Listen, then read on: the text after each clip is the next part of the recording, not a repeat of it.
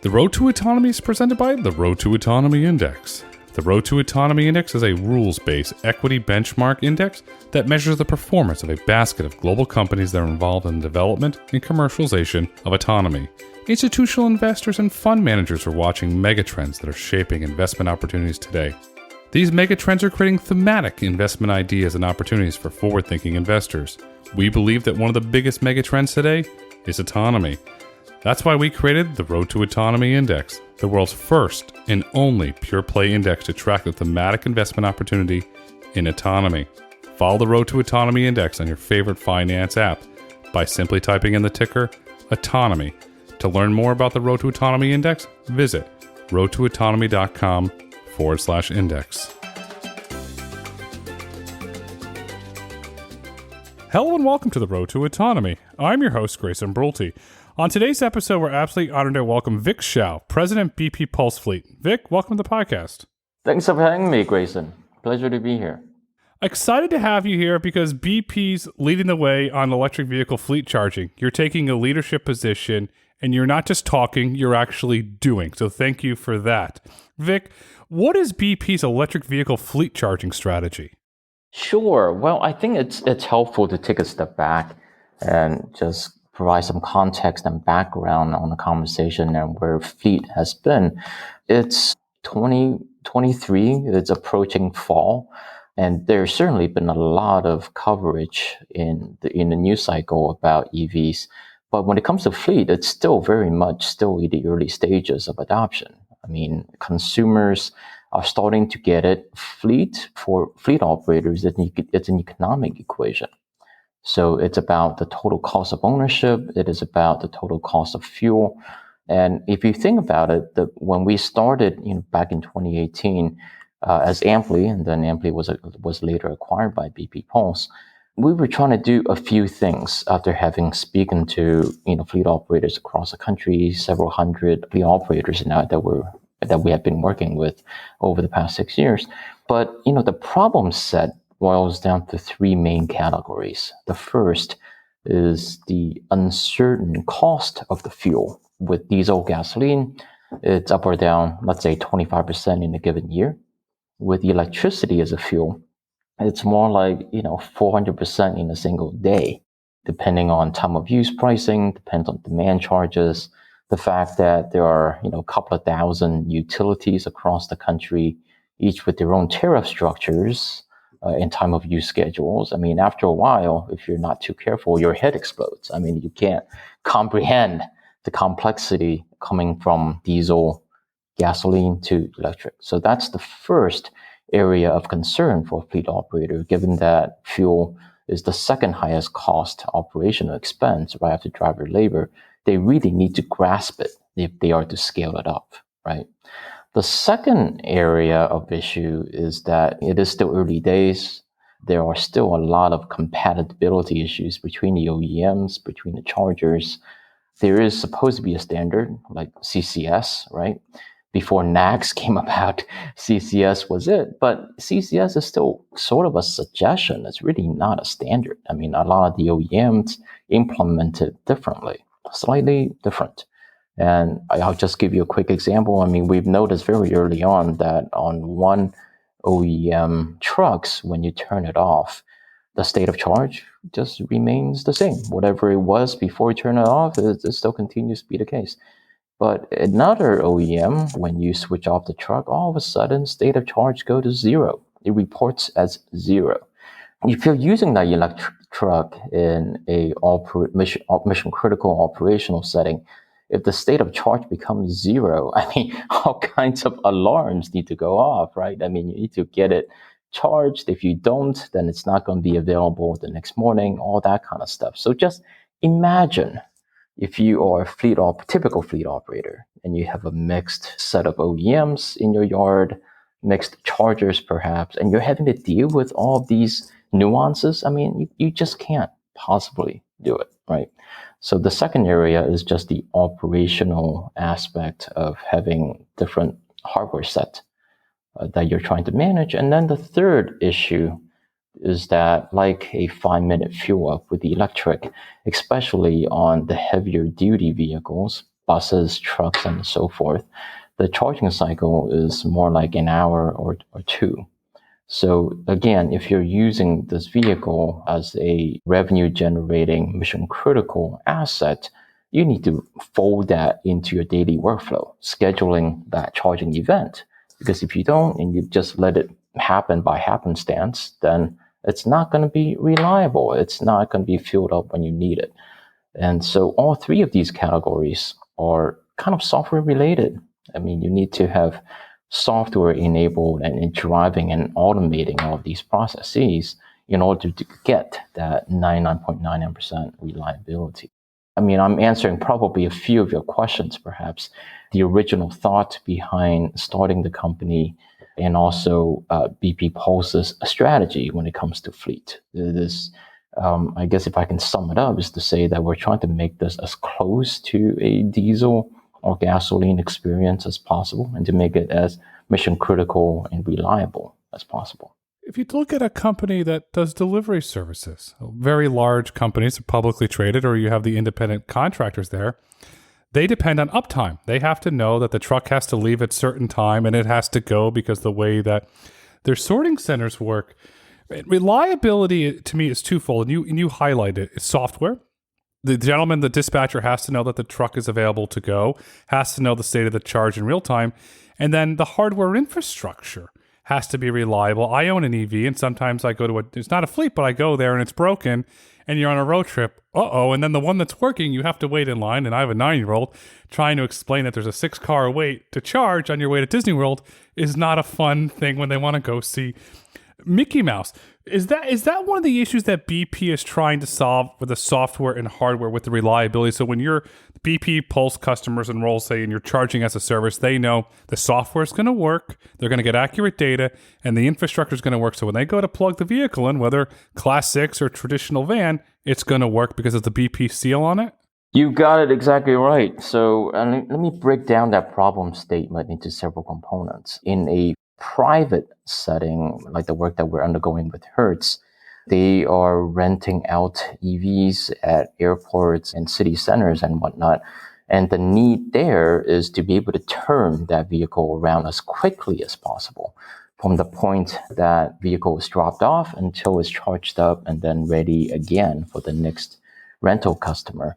They have internal processes, and it's a highly choreographed dance, if you will. I mean, it's got to get washed, it's got to get vacuumed and fueled up. And now with EVs, again, it's a longer dwell time to charge it up. So it needs to be folded into that process. So software is sort of the enablement tool that makes it efficient and reliable. So that's sort of what we're working on with Hertz there. The other side of the coin is just having charging stations at all that's reliable and available for the greater public. So we're also doing some work there with Hertz as well as our other partners to really put in charging stations at dense and highly utilized areas. So the work and the announcement that you have seen, our partnership with Hertz, we're setting up charging for the public at what we call GigaHub locations. And these are high density, highly frequented locations such as airports. And this is especially relevant for rideshare drivers. If the best time, if you are a Uber driver, let's say, driving a EV for a living, well, then the best time for you to get a charge is, in fact, at an airport where you're waiting for the next passenger to come along. So it's the most efficient use case. So we're doing that as well as at city centers as well. And it's just having a lot of chargers in one location so that when the user enters it, they have a certainty of getting charged instead of having currently, I think, Grayson, what you're referring to is a scenario where you go to, let's say, a shopping mall and maybe there are 8 chargers there. But in any one given instance, half of them will be out of service for one reason or another. And then there is, as you pointed out, a line 6 cars deep waiting for the remaining 4 chargers. So that scenario will really frustrate the hell out of drivers that are transitioning to EVs. So we're trying to solve that problem and break that down into all of the components to make this as seamless and reliable as possible. I'll tell you something. I went and rented a Tesla Model Y from Hertz at a location where you're building the infrastructure. It's not completed yet. And boy, oh boy, does Hertz need you. This is from a customer's experience. I go through the whole process and I have the gold desk and I go and I get in my Tesla Model Y. 70% charged. And I go in there, I said, excuse me, I reserved this car a week ago. It's only 70% charged. I have to drive to Orlando, roughly 300 miles. I can't make it. Oh, sorry, our infrastructure's not built yet. You have to charge somewhere else. Like, this is not a very good customer experience. And this was at an airport location. And so I went over to talk to a construction gentleman. He said, oh yeah, this is part of the BP project. You're going to build and make the adoption to EV seamless. So let's fast forward 6 months from now, 12 months from now. I go to that same Hertz to rent a Tesla Model Y and it's 100% charged. I have a great experience. I can make it to where I have to go. And if I'm a rideshare driver, I am half a mile, quarter mile from the airport. I can park there. I can perhaps have a coffee or use the restroom and go pick that passenger up. That's a win-win. It's been publicly stated in your 2022 BP ESG report. BP is working on installing charging at 25 Hertz locations. I saw one of the installs progressing along very nicely. Overall, how are the installs progressing along? Yeah, we have a number of locations that's already live. We're working towards the rest. Hopefully, we'll be complete on all of the sites by early next year. That's where we are today. Well, I can't wait to rent then again, and it'll be a great seamless experience. BP is a traditional oil and gas company, and it does a lot of good for a lot of individuals around the world, especially individuals that depend on your dividends for their pensions. How do you see the EV charging fleet complementing the traditional oil and gas business? So a couple of ways. So I would say, first of all, and this is also relevant from a fleet point of view, reliability and mission criticality is top of mind. And so they want to do business with somebody credible, with a vendor that's credible in delivering and having that track record. So BP comes into place there. And answering your question more directly, BP looks at electrification as just another fuel type. It's a really attractive fuel type for any number of reasons, but it's another fuel type. In the future, BP is also going to go into hydrogen. It made an acquisition this past year, a company called Archaic Energy that does landfill gas, biogas. BP is adding a number of new fuel types to the mix, all with the goal of having sustainable, net zero, low carbon going forward. That's the ultimate aim. But the experience for the consumer set out there, as well as fleet operators, hopefully is going to be a seamless experience. To me, at the end of the day, you're a diversified energy company. You're providing sources of energy to make the world go round for individuals to do their jobs. That's what you're doing. And you have a very strong brand that's known. Your brand's known for reliability. When you go to a gas station that's branded BP, the pump is going to work. You're going to get your gas. In my opinion, the same thing translates over to your EV charging fleets. You go to charge, it's going to work because it has the BP seal on there. What's the company's strategy around uptime? Are you putting any uptime guarantees on your EV charging to build that customer loyalty? When you meet with a fleet manager or a chief operations officer says, okay, we're going to go electrification, but we need to understand that when the truck says go, it goes. Yeah, no, that was exactly the idea back in 2018 when I started Ampli Power. That was, later acquired by BP. You're exactly right. I mean, unless the fleet operator gets comfort that it is going to be reliable and the equipment is going to work, then they're going to be forever stuck in pilot mode. They're not going to productionize their operational vehicles. They just won't, because, this equipment generates revenue for them. And so the way that we go about it is a combination of, using reliable equipment that we've come to depend on ourselves, specific vendors that have delivered. Secondly, it is tying that together with software, touching on the energy pricing certainty, the multimodal and interoperable equipment set. And then finally, the scheduling element and the workflow element of the vehicles and creating charging as an event into the daily go-abouts of the vehicles. That's how we deliver uptime. And I guess I'll just point out that with NEVI, with the federal government's initiative for highway corridors, the reliability figure is very much fixed. It's 97%. That's now in the public domain as a target that must be hit. But internally, AMPLI and MPP polls, we've already delivered much higher standards than even that 97% figure for our customers. 97%, at the end of the day, is just simply not going to be reliable enough for fleet operators. I mean, you don't go with a data center provider at 97%. Just imagine you go to, CNN.com or NewYorkTimes.com or whatever, and 3% of the time it doesn't work. I mean, that's just not going to be good enough, right? The gray lady's out of business because the individuals that depend on her news coverage are going to be livid, and they're going to go to an alternative. Maybe it's the New Yorker or it's CNN or MSNBC. Yeah. They're going to go somewhere else for their news if it's not dependable. And imagine this: you're running a server farm and you're dependent on a query for a car. Oh, it's down 3% of the time. Well, that's not good. You're not going to last very long. That's what the fleet managers need, is that uptime. And we've seen publicly reported weather incidents across the globe in the United States. I'll use the word, the weather's funky. I don't know another word to use. It's called funky, unpredictable. We're having fires. We're having heat waves. We're having cold snaps. We're having energy blackouts. And if I'm a fleet manager and I'm watching all this news and I'm watching the Weather Channel and various other things and I'm getting wonky into the weather, I'm concerned about what happens if the grid goes down. Are you working with some of your fleet customers? I can imagine some of these customers have hundreds of vehicles and if not thousands of vehicles as they transition. Are you putting in battery backup, microgrids, substations to ensure that they can have that critical 99.9% uptime? We are looking at this problem very comprehensively. We are working on 2 projects right now that's got stationary energy storage on site. Some of the projects that we're doing, I mean, these are, very large scale depot, types of projects. Some of them have solar on site as well.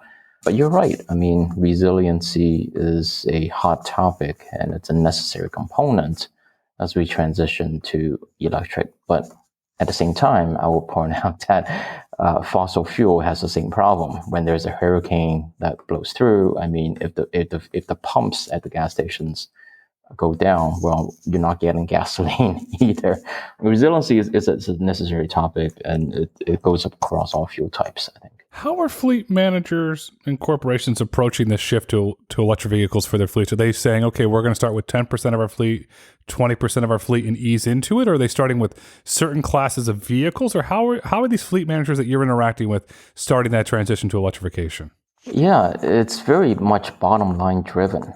So I would say in my neighborhood, and this has been pretty interesting over the last, I've just kind of observed with my own eyes how this has rolled out in my neighborhood with Amazon, last mile delivery. So I would say in the last 3 months, every single delivery van driving around my neighborhood from Amazon has been electric.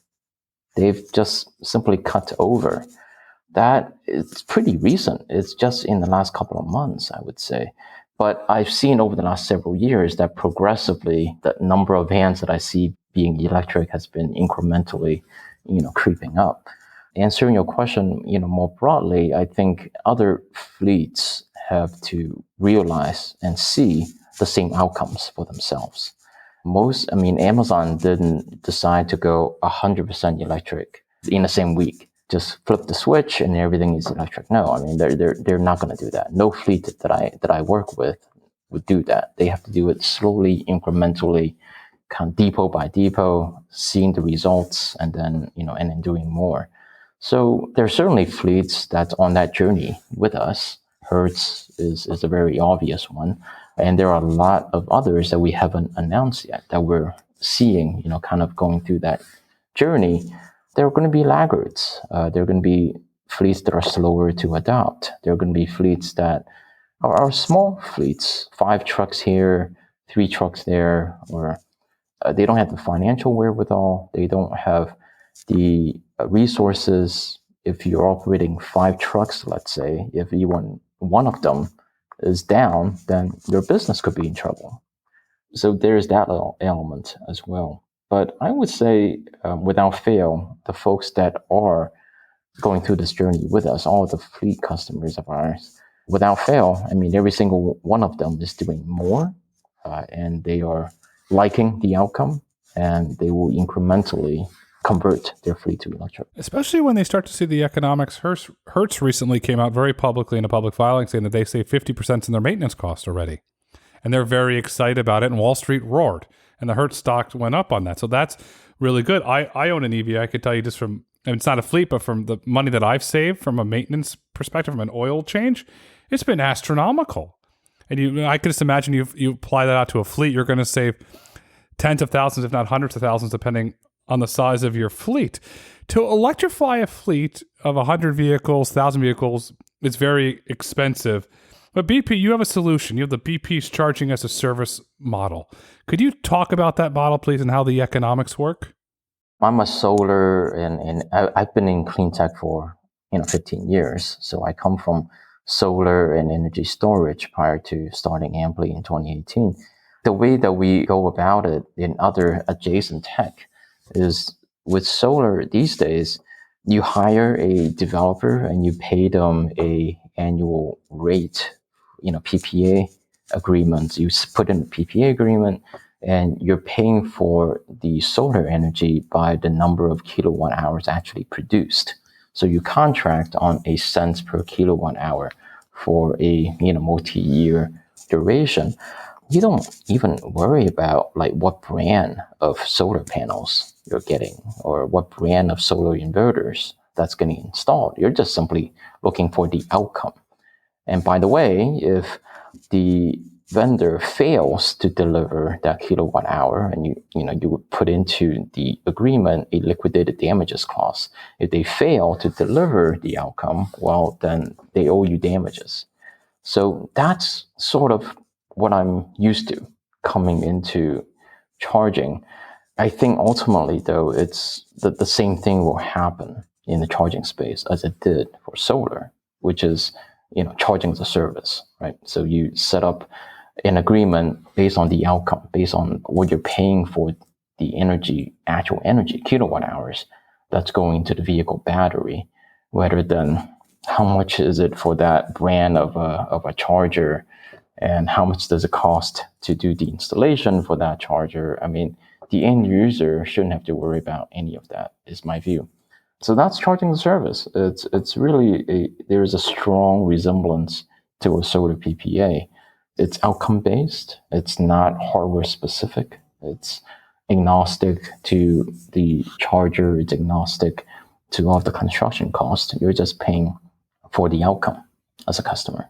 You're not having the CapEx to do this, and the CapEx to put in and to buy the substations, to buy the chargers, to get the permitting. That's a very big, long, timely process. It gets very expensive, and it gets to the point where if you look at the economics, you might choose to convert to a hybrid fleet just because it's so much cheaper than having to build out all the electrification. So let's just say we have Acme customer who's and they run a large fleet. They sign up for BP's charging as a service offering.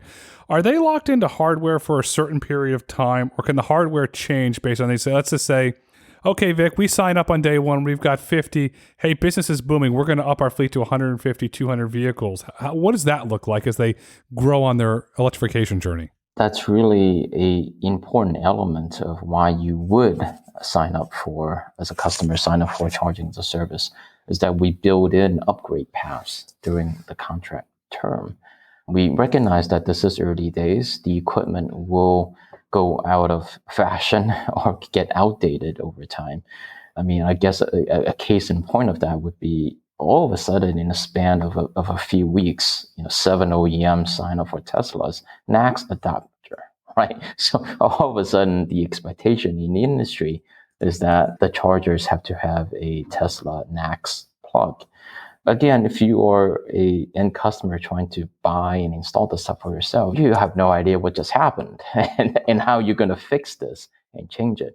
So again, the point is, during the contract duration of a CAS agreement, we build in the upgrade paths. We build in equipment refreshes during the term. It's not going to come free, but it is going to be amortized into the rate that the end customer is paying for. So they have a certainty on their cost, and it's contracted for multiple years. But as the technology refreshes, as it's upgraded, they will just naturally get it as far as the hardware goes, as well also for the software as well. You eliminate heartburn in the C-suite and the board level. Okay, we made this big investment, and okay, NACS is here. Uh-oh, now we have to go back to the drawing board. So you eliminated all of that heartburn. Your customers that are in the field today that are running CCS, NACS is 7 OEMs, and it's become, in my opinion, the de facto standard for North America. iPublic says, I think it's going to scale around the rest of the world. What does that look like from an upgrade standpoint? Does a BP technician go and upgrade the plug? Do you have to replace all of the equipment at your customer sites, or what does that look like? Yeah, well, it depends on how old the equipment is out in the field. There are certain vendors that will allow us to do an upgrade. Others will just be a rip and replace situation. Okay, but you're still eliminating the heartburn for your customer at the end of the day. And that's what this comes down to. So you get a call from the fleet manager. Hi, I got a call from the CEO. And what do we do? Don't worry, BP has a solution for that. We'll be there. And I'm not going to put a time on it, X amount of time. And we're going to replace it. And he can go report back. Okay, good job. Keep going. The infrastructure is expensive. I'm really curious. In your model, which charges, who's going to own it? Is BP going to own it on balance sheet? Or are you going to own it off balance sheet with a bank partner? Or what is that going to look like? If it is a CAS solution, then BP is going to own it on balance sheet. Again, back to the early day comment, I mean, this is still a lot of uncertainty out there for end customers as to what they truly want to do, as to what model will stick. We saw this play out in the solar industry as well. In the early days, the end customers is specifying, the brands of panels that they want, the brands of inverters that they want, construction crew, they have hand in selecting. But these days, all of that has gone away. It's just one PPA service provider that does it all, make all the decisions. The vendor streamlines, the entire process. So with the infrastructure and charging right now, again, it's that early stage situation where customers is uncertain. They don't know which way they should go. So every time that we go into a selling situation, we present them with all of the options. If you want to own it yourself, this is how much it would be.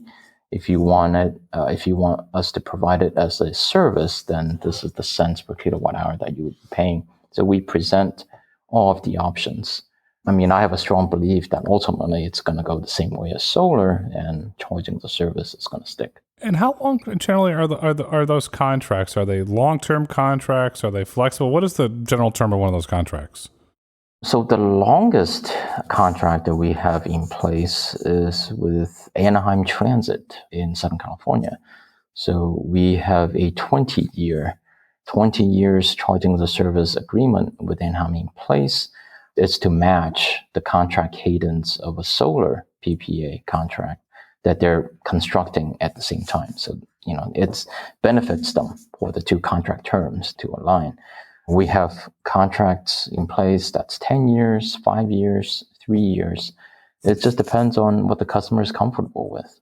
Is transit one of your largest markets, as there is the NEVI funding and there's a very large push, especially in the communities where they operate, to go zero emissions? Is that a very large market and growing market for BP Pulse? It's not a super large market. I mean, I think there are a total of 80,000 transit buses in operations across the US today. So it's not a huge market, but it is a early adopter market. Even back in 2018, a lot of transit started to do pilots. And fast forward to today, 5 or 6 years later, a lot of those customers are ready to go, full scale and production scale, like Anaheim. They're converting all of the entire fleet to electric buses. And we're seeing that across a number of our transit customers. It gets a lot of mentions, it gets a lot of attention because of where they are in their evolution, that they're ready to go 100% electric. Is it also a learning opportunity for BP Pulse since they are early adopters and operating the type of transit buses are very complex from an energy standpoint? Yeah, absolutely. You're spot on, correct. It's a mission critical fleet, right? First of all. And secondly, big batteries, high power. So if you transit buses typically have batteries that are 400 kilowatt, 500 kilowatts in size. So if you have that size of a battery, I mean, charging it, I don't know, like 200 kilowatts isn't really all that fast, right? It's still going to take several hours.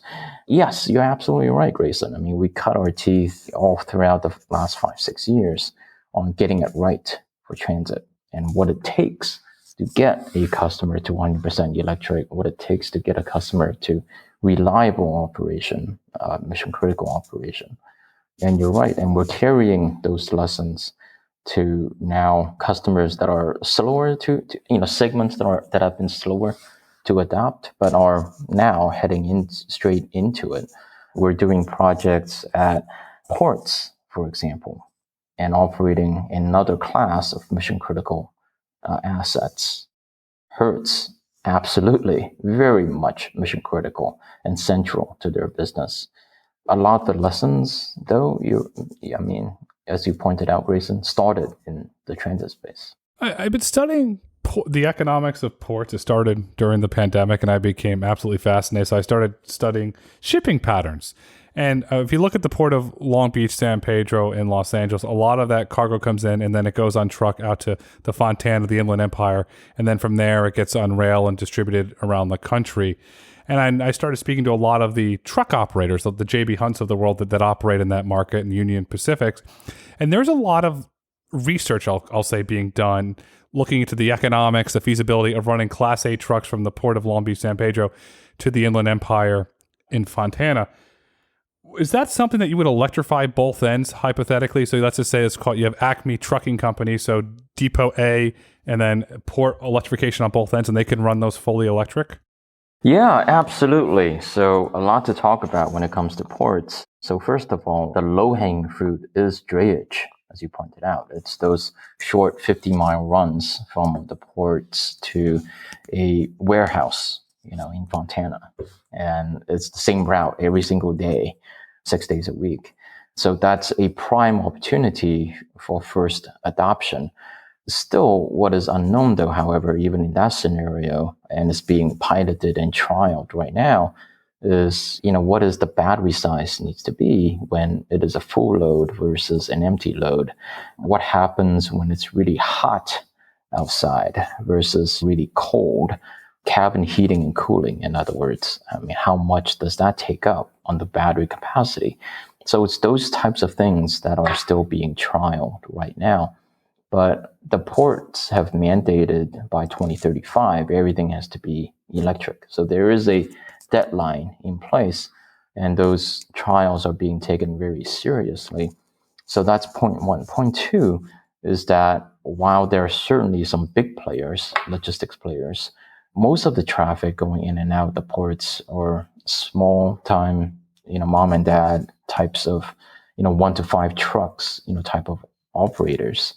And for that class of carriers, I mean, really, they don't have the financial wherewithal to try to set up charging at their home base. They're going to rely on a public station for charging. Creating that charging depot at the port or somewhere along the route running to the Inland Empire is absolutely essential to making this work. So truck charging doesn't exist for the most part in North America. And that's really being created, and the wheels are turning, or the wheels are starting to be in motion on that front. You've probably noticed that BP acquired Travel Center America most recently, several months ago. So you could only imagine, the path that we're going down.